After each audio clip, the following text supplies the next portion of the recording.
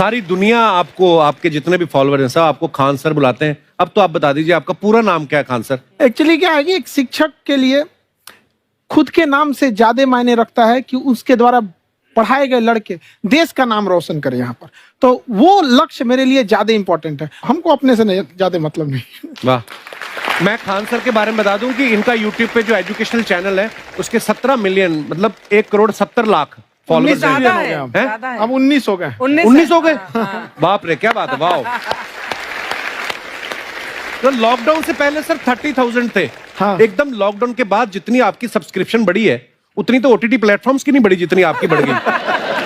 ये नेक काम की शुरुआत कैसे हुई थी खान सर? लॉकडाउन से पहले हम लोग ना ऐसे फिजिकली क्लास में ज्यादा पढ़ाते थे। अच्छा जी। क्लास में भी बहुत भीड़ रहती थी, लड़के पढ़ नहीं पाते थे। मजबूरी हो गई लॉकडाउन के बाद यूट्यूब पर पढ़ाना, क्योंकि दूसरा कोई ऑप्शन ही नहीं था।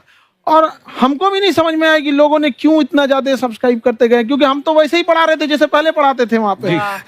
तो बस ये रहता है कि लड़कों को पढ़ाई से रिलेटेड उसको डाउट ना रह जाए कोई भी, क्योंकि जब हम लोग पढ़ते थे ना तो सबसे पीछे आते थे, हम लोग क्लास के पीछे बैठते थे। हम लोग मान लिए थे कि ये लोग बहुत अच्छे पढ़ने में, हम लोग का तो कुछ नहीं हो सकता है यहाँ पे। और घर वालों को भी लगता था तो जीव ले ला, कैसे भी काम चल जाएगा। बाद में हम लोग को पता चला ना कि टीचर की गड़बड़ी थी, हमारे ऊपर ब्लेम लगा दिया। सर आइए, बहुत बहुत स्वागत है आपका। वाकई एक्चुअली अगर पढ़ाने का तरीका इतना सरल हो, आसान हो, जैसे ना सर मुझे बचपन में ना मुझे हिस्ट्री का पढ़ने का बड़ा मजा आता था। बड़ा होके पता चला कि मेरा हिस्ट्री में तो था इंटरेस्ट, पर मुझे कहानियां पढ़ना अच्छा लगता था जी। आज मुझे थोड़ा लिखने का भी शौक है, एक आध कुछ शायद फ्यूचर में चल के आप वो भी कुछ ऐसा देखें, तो मतलब मुझे शौक है लिखने का। अब जाके समझ में आया कि वो क्यों अच्छा लगता था, उसमें कहानी होती थी। तो ये नहीं हमें पढ़ाया, हमें रट्टा मरवाते थे। तो ये जो आपका ये जो तरीका है ये बहुत ही बढ़िया है। काश हमारे समय में भी ऐसा होता, यूट्यूब पे अच्छे अच्छे शिक्षक होते। हालांकि हमारे टीचर भी बहुत अच्छे थे। लेकिन इतने डिटेल में खान सर, मैंने आपके वीडियोस देखे हैं, मतलब जिस सब्जेक्ट को आप जानते भी ना हो और अगर लेक्चर देखें और सुने तो उसमें इतनी रुचि पैदा हो जाती है। बिकॉज हम सब टीचर्स के द्वारा ही पढ़ाए गए हैं और हमारे अच्छे टीचर्स भी रहे हैं, लेकिन जरूर आप में एक बहुत ही खास बात है कि आप हर सब्जेक्ट को बहुत इंटरेस्टिंग बना देते हैं। और थैंक यू। इसमें क्या है ना, टैलेंट जो है ये टीचर्स को विजुअल ट्रेनिंग कैसे देनी है, जो बताया अभी कपिल जी ने। कहानी, मैं एक छोटा प्रश्न पूछता हूँ, असैसिनेशन की स्पेलिंग किसको मालूम है यार? लोग बिलीव नहीं करेंगे लेकिन मुझे मालूम है। असैसिनेशन की स्पेलिंग होती है भाई एस माने गधा, गधे के ऊपर एक और गधा, एक और एस, उसके ऊपर आई मतलब मैं पूरा, और मेरे ऊपर पूरा देश, नेशन, आई नेशन। तो ASSASSI, मैं ये जितना विजुअल कर दें पढ़ाने को, जितना आसान कर दें। वो याद नहीं होता था रेडियो किसने बनाया, बोला रेडियो चल नहीं रहा, इसको मार थप्पड़ मार, कोनी मार, कोनी मार, कोनी मार, कोनी ने बनाया। याद हो गया, मार कोनी ने बनाया। जितना विजुअल कर दो। जैसे आपने कहा कि कैसे किसी चीज को इतना अच्छा समझा देते हैं, वो आधे घंटे के क्लास के लिए पीछे 1 हफ्ते का मेहनत होता है। मैं ये भी पूछने वाली थी कि कितनी मेहनत लगती है आपको। वो डिपेंड करता है कि हम कब तक सेटिस्फाई नहीं हो जाते। अच्छा। कभी कभी तो कोई चीजें 2-2 महीने से अटकी हुई है, जब तक हम नहीं सेटिस्फाई होते, नहीं इसको ऐसे नहीं, अब लड़के समझे तब तक नहीं बताते उसे। कहते हैं ना, दुनिया ने मेरी बुलंदियां देखी, किसी ने पाँव के छाले नहीं देखे। क्या है ना कि हम लोग अपने स्टूडेंट लाइफ में इतना पीछे थे ना, कभी कभी अपने आप को से डर लगने लगता था, यार हम कहाँ आ गए, हमारा कुछ हो सकता है कि नहीं हो सकता है यहाँ पे। तो लेकिन ना कुछ सीखने का बड़ा शौक था। हाँ। तो जैसे एक फिल्म बनाने से पहले डायरेक्टर कितने महीने की प्रैक्टिस करता है, 2 साल की मेहनत के बाद एक 3 घंटे की फिल्म बनाना पड़ता है। उस तरह से थोड़ा काफी मेहनत करना पड़ता है पीछे से, तब जाके समझ में आता है। और धीरे धीरे एक्सपीरियंस होने से थोड़ा समझ में आ जाता है कि क्या, कहाँ पे कौन सा चीज डाउट आएगा वहां पे। और आपसे पढ़ाई करने का ये भी फायदा है कि ये पीट नहीं सकते ना यूट्यूब चैनल से, अंदर से निकल के थप्पड़ भी नहीं मार सकते। हमें तो पीटा इतना है ना, हम तो मतलब टीचर से सवाल नहीं पूछ सकते थे। अभी बचपन में पूछ भी लिया ना कि सर सूरज कितना दूर है, तुझे जाना है उधर है। मतलब ये नहीं कि बच्चे के साथ दोस्ती करो, उसके साथ। आजकल माहौल बहुत बदल गया है, अब तो बच्चों की पिटाई भी नहीं होती, हमारे टाइम बड़ी पिटाई होती थी। हम भी कहते हैं, हमसे भी लड़के नहीं पूछते हैं, क्योंकि उन्हें पूछने की नौबत ही नहीं आती है। क्लियर हो जाता है ऐसे ही। वाह, क्या बात है। मैंने देखा है सर आपके फॉलोअर्स में रवीना टंडन भी है एक। तो जब आप आए, कितनी मुस्कुराहट आई खान साहब आपके।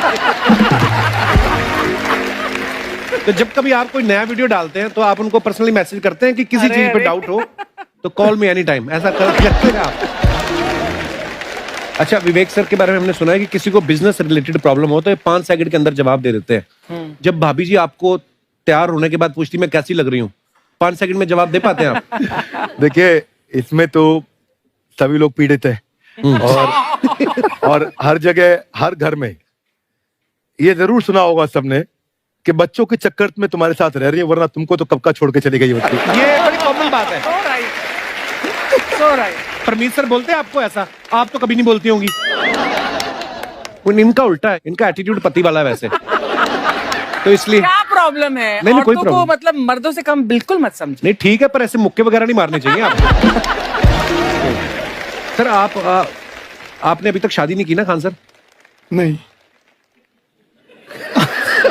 इतने पॉपुलर हो गए आप, आपका सेंस ऑफ ह्यूमर इतना अच्छा है, तो बड़े सारे प्रपोजल तो आते होंगे आपको। अभी तो इधर कुछ नहीं है सर। खान सर पर्सनल सवालों का जवाब कम देते हैं। अच्छा, जैसे हम शादीशुदा लोगों को देखने के बाद हमको थोड़ा सा और अच्छा, कई बार ना इंसान ज्यादा मोटिवेशनल स्पीकर्स को सुन लेना तब भी कंफ्यूज हो जाता है। कोई कहता है बड़े सपने देखो, गाड़ी लो, बैंक बैलेंस बनाओ। कोई कहता है कि इच्छाएं नहीं रखनी चाहिए, ये दुखों का कारण है। हम किसकी सुने गुरुजी? सुने सबकी, करे खुद की। जो दिल से निकले। दिल से निकले, क्योंकि जो सुनते हैं हम कई बार सुनते हैं और उसको खुद की प्रोसेसिंग करते ही नहीं है, और जब दूसरों की बातें सुनकर बिना प्रोसेस करके फॉलो करने लगते हैं, उसी को तो हम अंधश्रद्धा कहते हैं। बिल्कुल। उसको प्रोसेस करें, अपने दिल से जो रेजोनेट होता है उसको सोचे और फिर करें। मम्मी सुना, मेरी मम्मी के आगे डॉक्टर फेल है। मम्मी की जो सहेली ऑन द स्पॉट इसके साथ बैठी है, और इनको अगर कोई प्रॉब्लम है, फॉर एग्जाम्पल कोई शुगर की प्रॉब्लम है, तो उन्होंने जो बोल दिया वो अंतिम सत्य है। ले मैनू फलानी कहती है, ऐ खाड़ो तो ऐ हो जाता है। ये सवाल मैंने आपके लिए पूछा था। I wanted to ask Khan sir कि आपका एक एपिसोड था ट्रेन के बारे में, कि ट्रेन में ऐसा क्यों होता है, शुरुआत में ऐसा हुआ था, ये यहाँ पर बोगी के लिए ये कनेक्शन, तो ये सोर्स क्या होते हैं आपके, कहाँ से आपसे ढूंढ सुन के लेंगी, लाते उसके हैं? बाद खुद का चैनल शुरू करेंगी। कुछ चीजें तो ऐसे डायरेक्टली मिल सकती हैं, और नहीं तो वहाँ ऑन द स्पॉट जाके वहाँ पे पूछ लेते। जो वर्कर होते हैं ना, उन लोग को ज्यादा आइडिया रहता है, उन लोग से वो पूछ लेते हैं कि ये कैसे काम करता है, तो वो ज्यादा कोशिश करते हैं कि हम किसी चीज को खुद से अगर जाने रहेंगे तो ज्यादा अच्छे से डिलीवर कर सकते हैं। तो कई बार वहाँ यार्ड वगैरह में भी चले जाते हैं पता करने के लिए। लेकिन बहुत इंटरेस्टिंग था। हवाई जहाज पर भी बनाइए। आप कहती हैं तो एक उस पर भी बना ही देंगे। बहुत शुक्रिया जी। अच्छा सर, कई बार ना माँ बाप भी, जो मैं ये कहूंगा कि उनकी गलती होती है कि अगर बच्चा आपका 4-5 साल का है, आप शुरू से उसके मन में डालना शुरू कर देते हो कि ये तो इंजीनियर बनेगा। हो सकता है बाप इंजीनियर हो, वो चाहता है कि जरूरी तो नहीं है। अब मेरे पिताजी पुलिस में थे जी, मेरे मामा सब आर्मी में थे, मैं अकेला इस फील्ड में निकला है, मुझे ये चीज अट्रैक्ट करती थी। ये कहाँ तक सही है सर?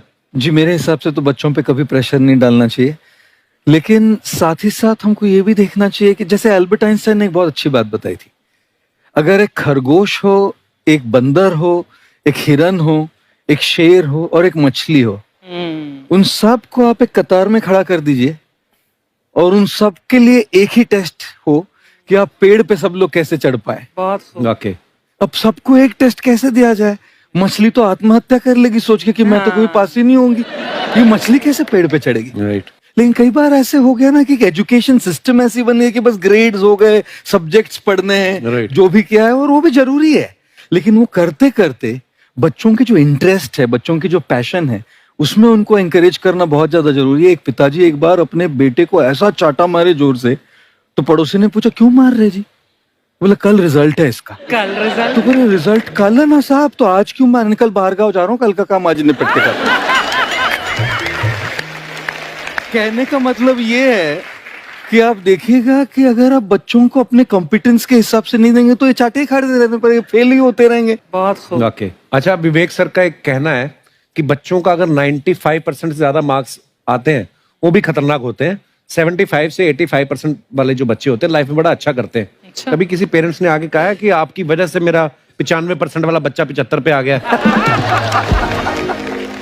नहीं, बेसिकली 95%, देखिए स्कूल में जो पढ़ाई हो रही है, जो बताया, वो classroom based conceptual theoretical approach है।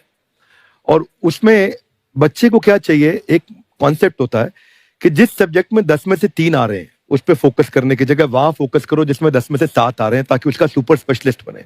पर वहां सब कुछ पोर किया जा रहा है, तो 95% के चक्कर में, 98% के चक्कर में अपनी ओवरऑल डेवलपमेंट कर नहीं पाता है। और ये पुराने पैटर्न्स के कारण हमारे यहाँ बच्चे डेवलप नहीं हो रहे हैं। और पैटर्न्स इतने मजबूत हैं, तो मैं ये लोगों को बोलता हूं कि बच्चे को जो उसको आता है, जो उसको भाता है, जो बाजार चाहता है, जब इनका कॉम्बिनेशन बन जाता है तो बच्चा इतना सफल हो जाता है कि उसके मुकाबले कोई और खड़ा नहीं हो पाता। क्या बात है, बहुत अच्छी बात। मैं देखो, ये पुराने बिलीफ तोड़ने जरूरी हैं। आप जानते हैं